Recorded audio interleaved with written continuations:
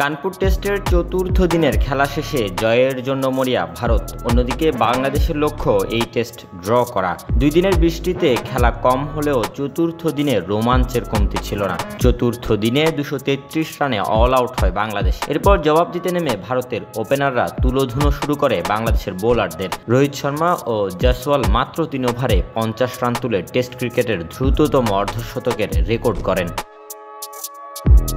এরপর অবশ্য রোহিত 11 বলে 23 রান করে আউট হন। তবুও জয়সওয়াল ও শুভমান গিল মিলে 10 ওভার 1 বলে দ্রুততম 100 রান পূর্ণ করেন। জয়সওয়াল করেন 51 বলে 72 রান, গিল যোগ করেন 39।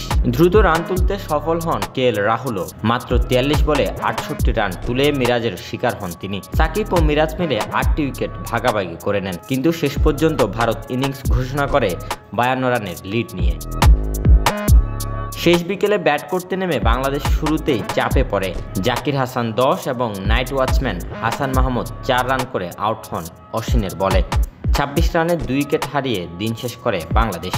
পঞ্চম দিনের রোমাঞ্চের অপেক্ষায় কানপুর টেস্ট। বাংলাদেশের সামনে কঠিন চ্যালেঞ্জ। ড্রয়ের জন্য শেষ দিনে লড়াই চালিয়ে যেতে হবে, আর জয়ের জন্য মুখিয়ে আছে Bharat. Desk report, news no sport.